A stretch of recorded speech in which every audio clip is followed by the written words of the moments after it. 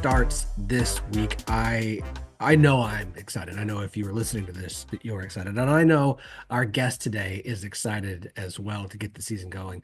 She is the head coach of the UCF softball program, Cindy Ball-Malone. Coach, welcome back to the show. Thank you for having me. I'm excited to be here. It is always a pleasure to have you here. We've been having you on since before UCF got into the conference.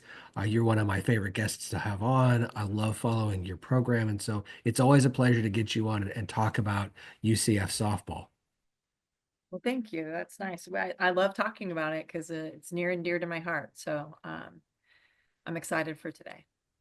So what's really interesting to me about this team and about this program this year is like I think there's the similar situation could be said for some different programs, Utah, Kansas, but for you guys really like new feels like the way to describe this program. You have so many new faces on this roster, three brand new assistant coaches.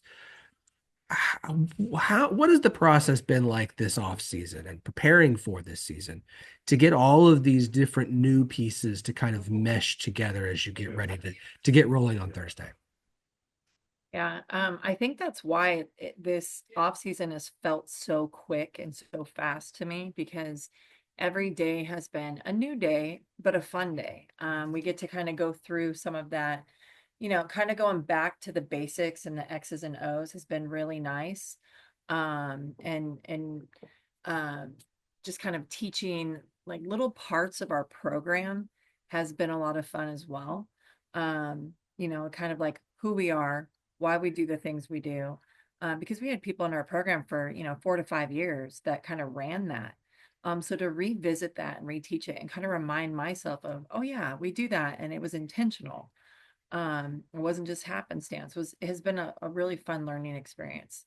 But having such new, fresh ideas, excitement is also fun. It's equally fun as well. And there's lots of talent and experience that comes with that as well, too. So that's been awesome to have. And I mean, it just goes to show, we have two assistants that kind of moved up in their careers and moved on. And that's kind of happened here. I think in the last couple of years, we now have, I want to say, four assistants that are head coaches, and a couple of them are in, three of them are at the D1 level, and one is at the junior college level in California. So um, that must be, that we're doing something right here to have them help, move on. And so the change is a positive change. It's a good change. But it still, comes with its struggles. And it's been fun to grow. And I love just the resilience of this team. It as much fun as they are for being so young, it can also be frustrating at times. But I'm a mom of four kids, so I feel like that's my everyday life. I love that you mentioned, new ideas, new thoughts, new opinions bringing in because I think any program it's good every once in a while to bring in some outside perspective, right? Even the best programs eventually at some point, if you become overly internal, right? And so you need some new thoughts. What have your three new assistants? I mean, Shannon Sales kind of been there for a little bit. She's now been promoted. You have Stacey Pestrak, who came over from Oklahoma State, and of course, Noah Sanders as well. What are some of these new things that they have been able to bring into your program this offseason that you think have really added to what UCF softball is?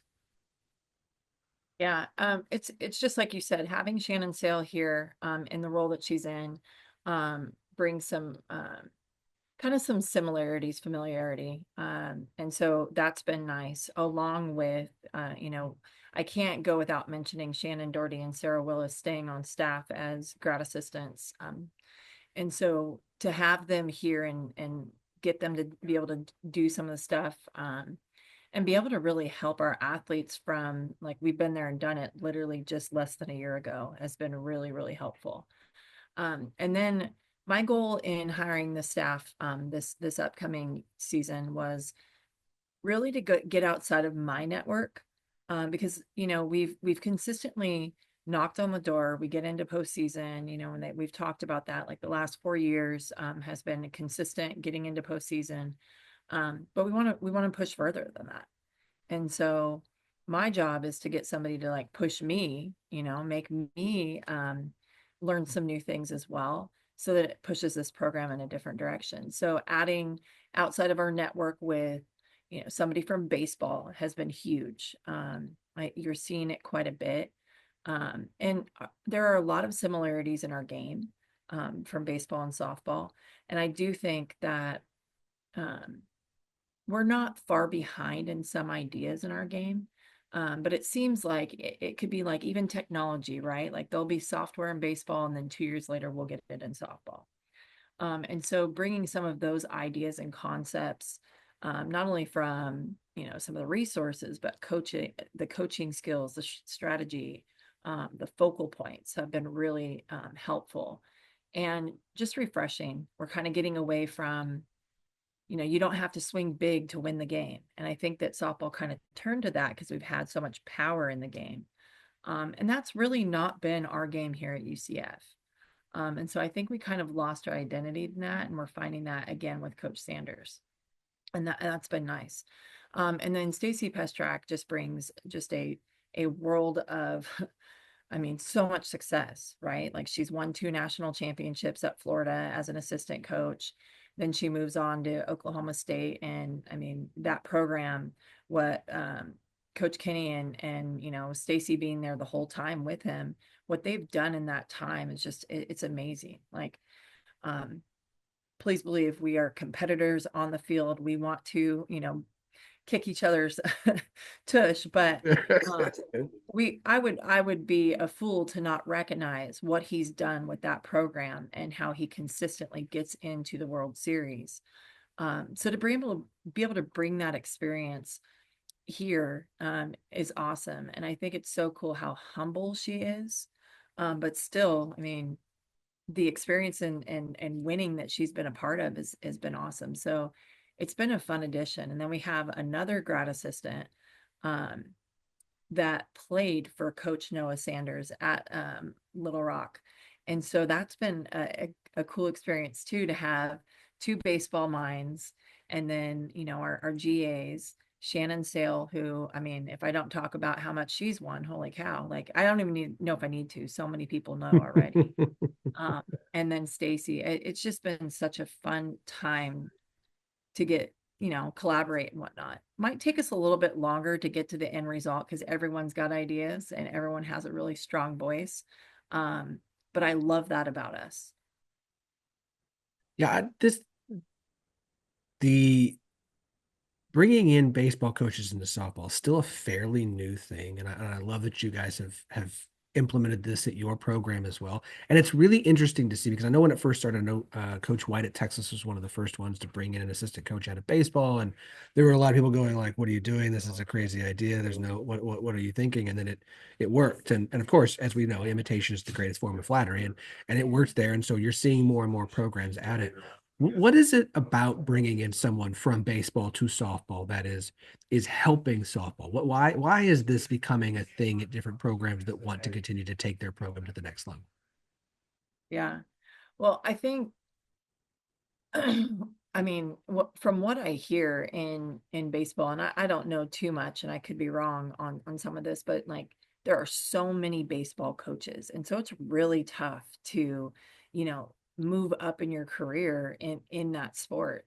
And so many coaches are really working hard to really educate themselves and become better. I mean, I hear about their conventions and, all of their resources and whatnot. And again, we're doing a really good job of pushing our pro league in our sports.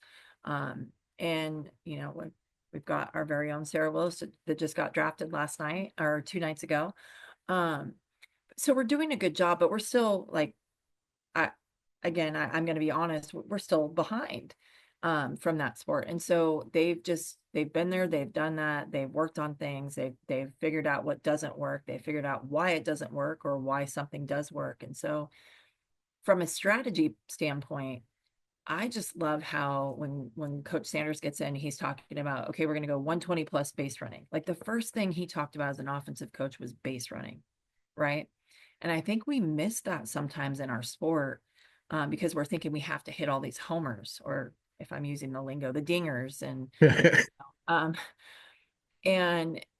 it's just never been a part of my game. I've been so old school of, you got a dominant pitcher. How are we going to beat that? We don't have to get the big hit to win the game. Let's play, let's put the game in motion. And so for him to come in with those ideas and mindset was exciting because it kind of like reignited me, and reminded me that like we don't have to be that team. We were really successful. We hosted a regional, we got to a super, um, and we had one girl that had power numbers, the big time power numbers. And so that was cool. Now, I'm not saying we're still striving to go for the power numbers, but really trying to even it out. So I think that strategy of understanding, the defense is still really important. Defense is always going to be there steady, and you're going to have to rely on it, and the base running as well. And then hitting comes and goes. And so I think that's a really big part of it. But then all the other little things like the scouting, the preparing, right?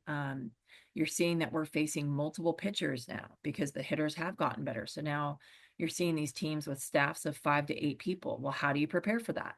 Baseball knows how to do it. They do it all the time. And then they have different strategies to go about that. And so, um, I think having some of that has been really good. But I would push it to even say like it's more than just, it's Steve Singleton at Texas. You've got, the a couple baseball minds at Florida State that have been there for a while.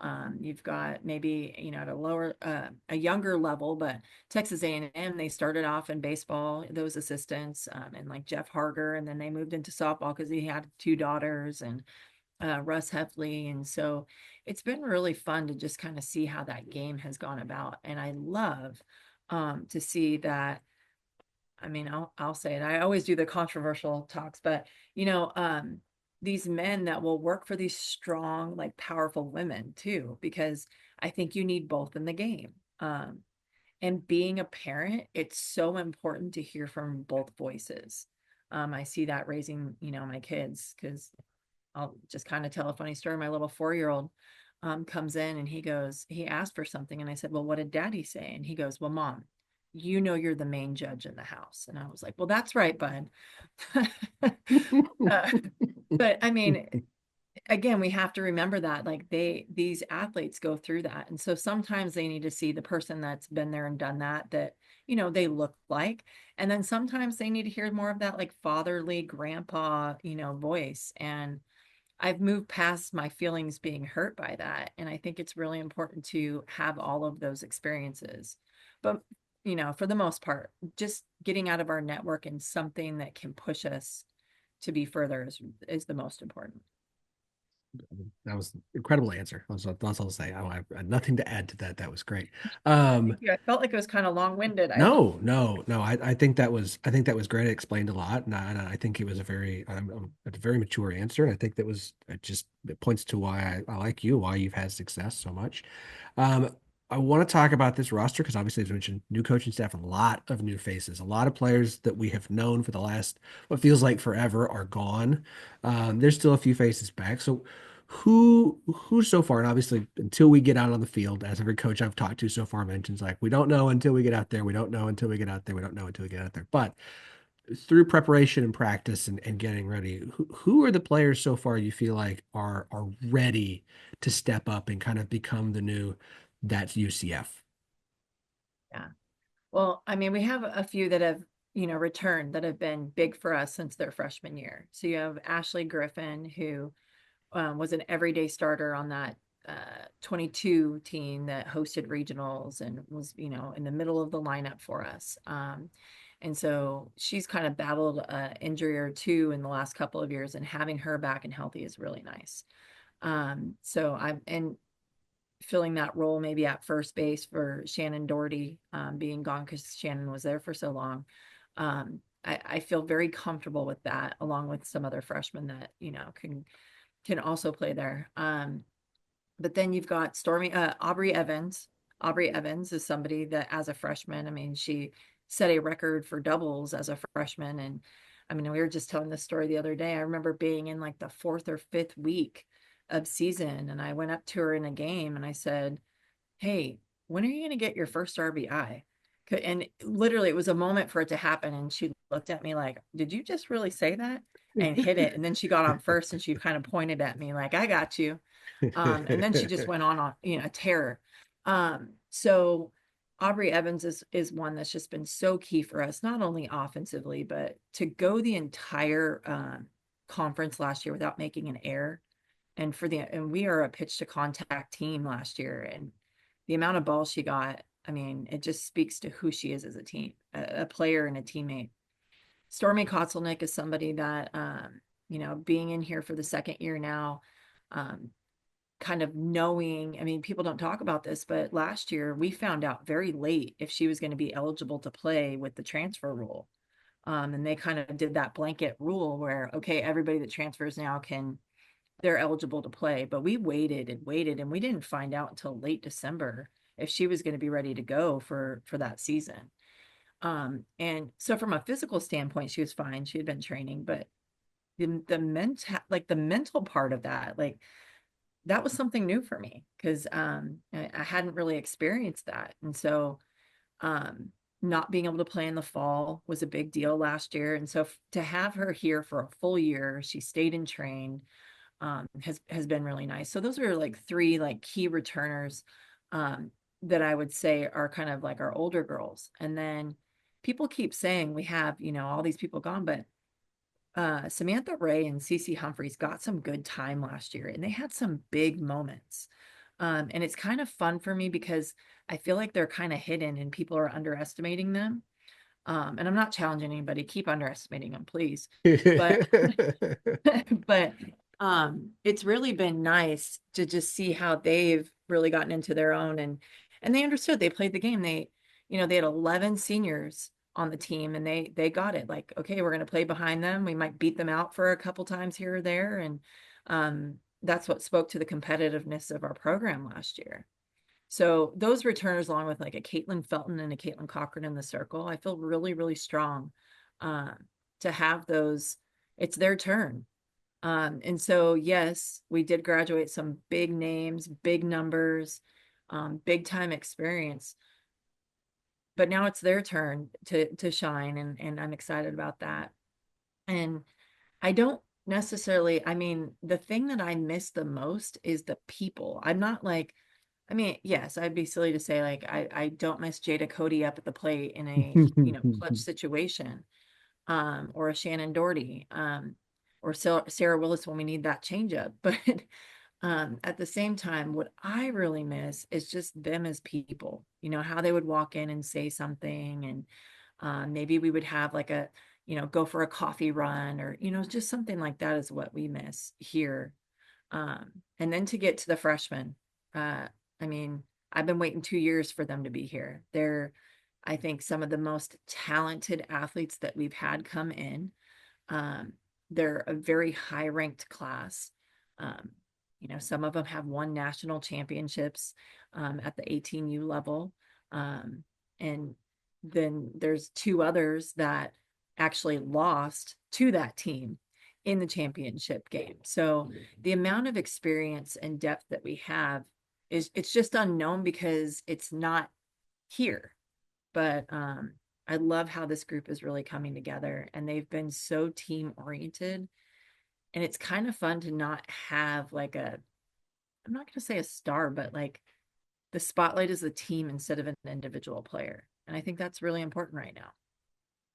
And that, especially when you're, bringing in so many new faces and faces that we haven't talked about a lot. It's going to shine a light. And I think it speaks a lot to programs when you have an opportunity to say, okay, everyone's gone now. We don't know what they're going to do. And then see you have success, which I expect this year and say, that's just what this program expects to do is we don't have rebuilding years. We just have years where people leave and new people step up and we continue to be a successful softball program.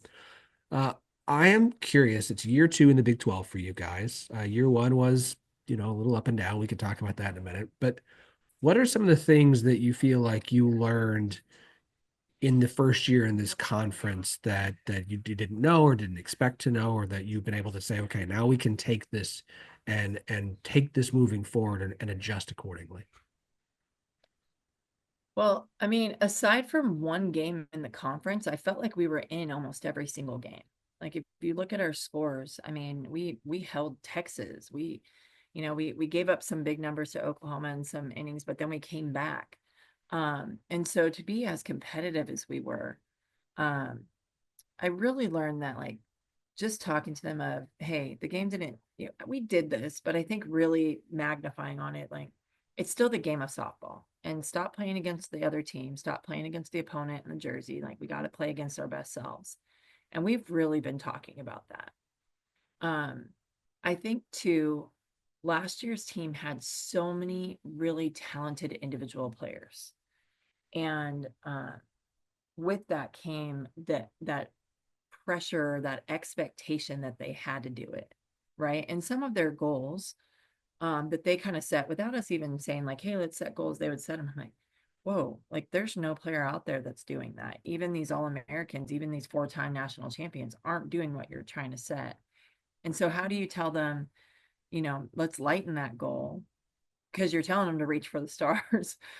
And so, kind of learning that of um, getting themselves out of their own way and getting back to team. I wish I would have been a little bit tougher on them. I think if you talk to people about my coaching, like I love, I coach really hard, but I love even harder. Right. Um, and I think that I backed off of coaching hard.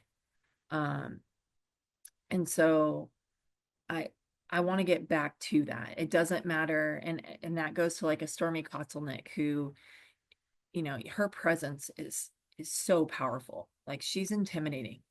Um, and she'll get up at the plate and like she doesn't like something. And last year I would kind of like, okay, do I, yell at her? Do I what do I do? Not yell at her, but like get her, to think about something. And this year I just yelled out like, what does the team need? And right away she snapped out of it. And I was like, well, why didn't I do that last year? Right. And so I think it's just learning that we were in all of those games, we were in those moments. We didn't get that clutch hit because we didn't allow them to like really be risky and fail. I think we were so caught up in we already knew what didn't work. Well, there's no reason why it couldn't work again. And so that's what I'm really excited about is some of this youth, they don't know that failure, and if they're gonna fall, they might fall on their face, and they've been doing a really good job of just brushing off and going again. um so I think just learning that, um and really just like not getting away from that.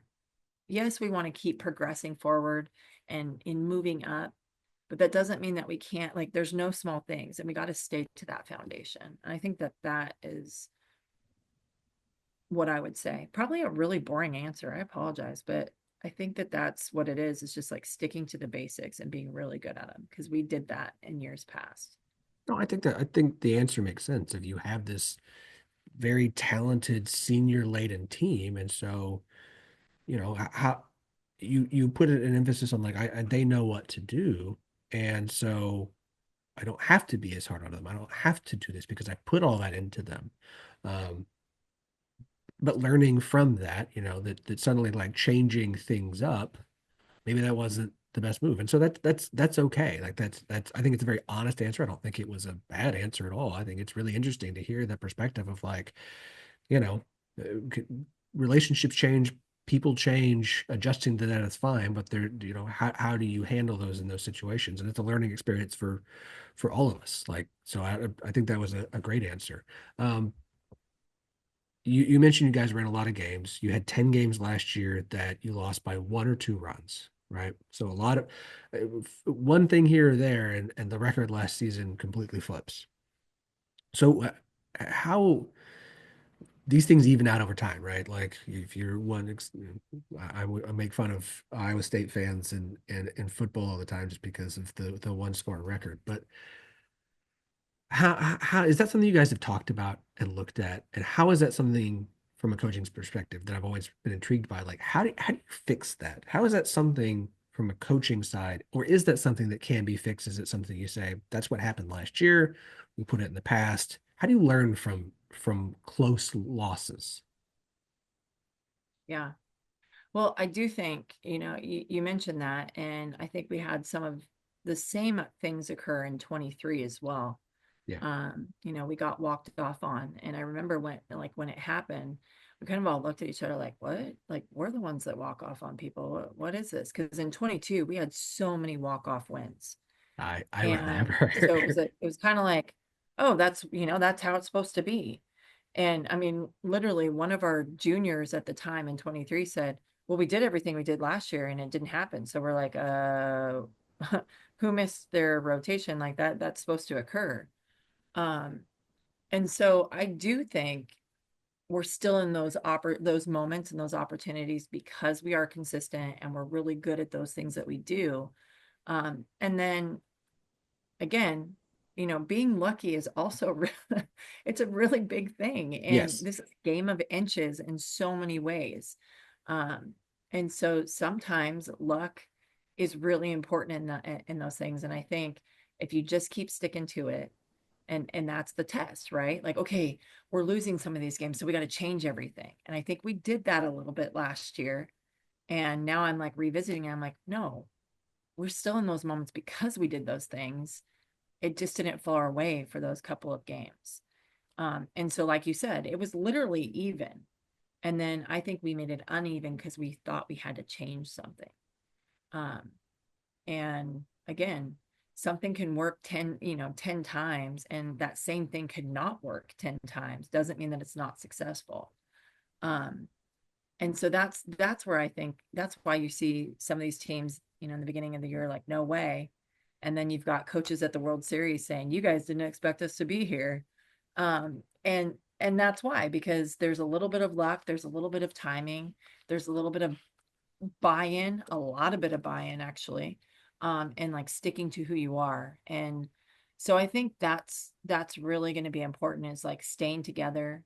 We understand we're young, so we are going to do some like silly things. We are going to make some mistakes, but does that mean we have to necessarily lose the game because of it? Well, no. Or the next game.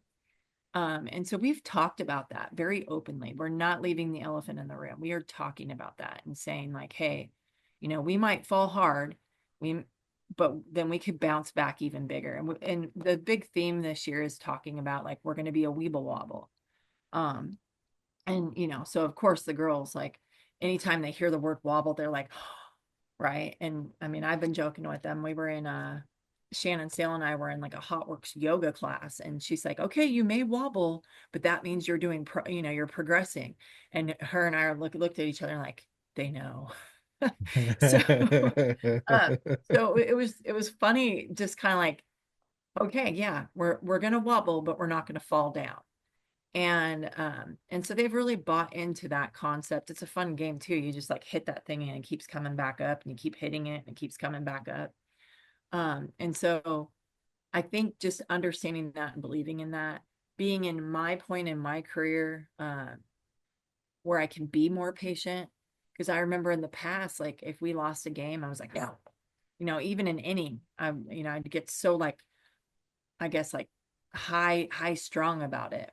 And now understanding it's not a sprint, it's a marathon. And we want to be the best at the end.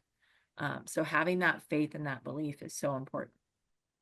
So then I take it that Wobble will be the song of the season and I didn't think played about that. You just every gave me. game, and it's to get the whole stadium up and dancing, and so that's the song of the year, Wobble. Okay, But yeah, you just gave us ideas. So we'll there we have to go. let our marketing and our social media people all know. So There yeah, we our go. content.